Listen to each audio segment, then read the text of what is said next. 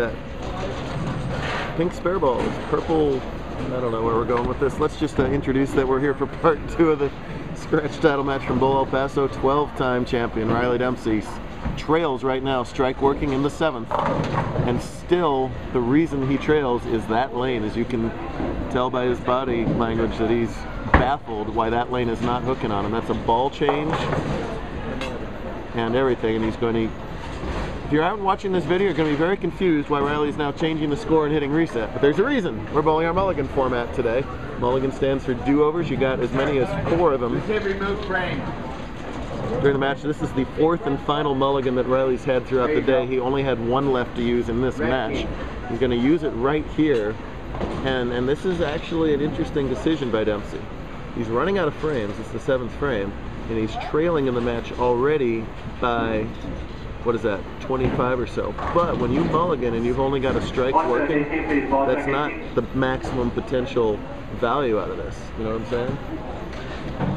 Unless you're mulliganing on a double, you don't have the maximum potential for using this mulligan. But if he doesn't here, does he just run out of time and it doesn't matter anyway? Well, the way Amber's rolling the ball, I think yes. Yeah.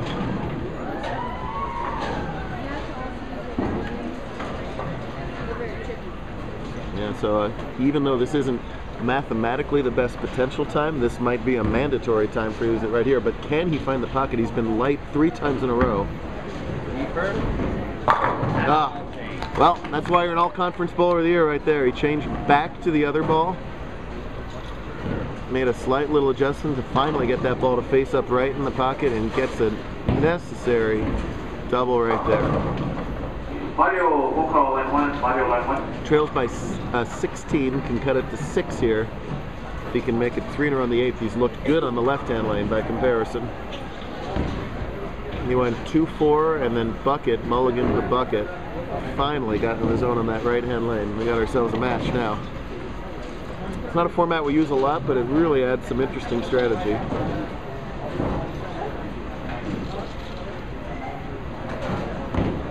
Every shot key here, obviously. Likes it again.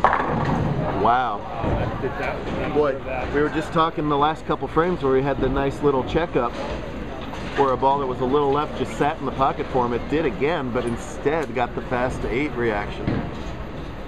Wow. A couple weird things happening to Dempsey in this game. He had the light 7-pin.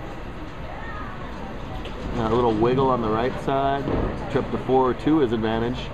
And had his opponent go runaway Brooklyn and squasher Brooklyn on him. So basically everything going wrong for Riley, but he's still got a chance in this match. No problem with the 4-7. It's 137 through 7. 105, 135. A theoretical 154 through 7 for Amber. So she leads by 17. Can wrap up this match. She can find a way here to strike in the 8th and 9th. Way easier said than done when you're a 0-time winner. And what do? Throw it brilliantly. Wow. Whatever you did, Amber, whenever you set your alarm, whatever you had for breakfast, however you did your hair, repeat. And she is now in the 220s scratch. The best Riley can do is 218 if Riley strikes out. So if Amber just stays clean through the 9th and 10th, she'll be a scratch JBT champion. Which is interestingly the same exact situation we had last weekend in Phoenix when Jory won her first title and then somehow had to regroup to try and bowl Kristen Lee in Women's Series, and she didn't bowl good against Kristen. We'll see if... Oh, but maybe we'll talk about that in a minute as Mr. Murphy called for that ball to roll out. It didn't roll out and she goes through the face, but dun dun dun dun, she had 1 mulligan left as well. So that 7 count will go away. All the mulligans have now been used, so it's normal bowling from here on out.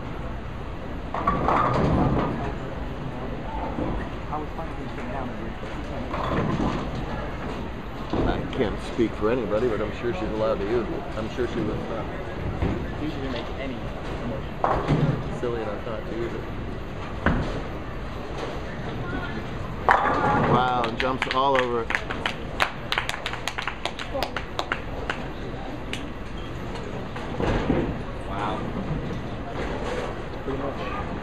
going to lock the story there. 2 great shots when she needed it. 6 days ago, Jory wins its female scratch title, and we are just about ready to scratch title time in here for Amber. It is not age and average. It's not age in JBT. 12-year-old Tez is exhibit A of that, as well as so many others. I'm talking about you, and it's certainly not gender on tour either. As Amber, just one of a host of terrific female talent, easily capable of beating the best guys that we got.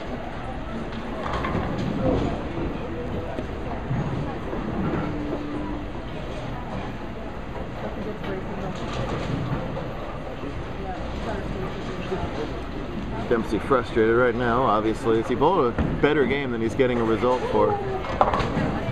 He's still double for 2-0. Of course, that is with the help of that mulligan, and just really lane 4 was the undoing. He managed to make a great shot to catch that one double on the right-hand lane, but it just wasn't going to be enough, as Amber was not to be stopped. Now we'll talk about what I was talking about before that split, is will she have enough energy and emotion and all that left in the tank to throw up anything against Savannah?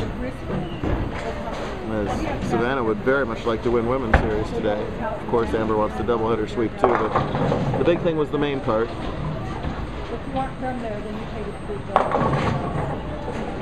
I usually go 5 and 6 or 3 and 4 with my match. Oh yeah.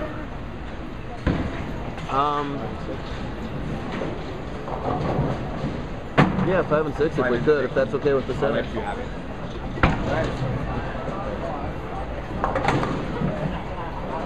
Let's bowl it. She can bowl it. Great. Yeah, just mix them up. Terrific job from Amber. Riley will see about 8,000 more times today. Everybody who had an order at the snack bar, please go pick it up, and we'll talk to you tomorrow for more action at the EP.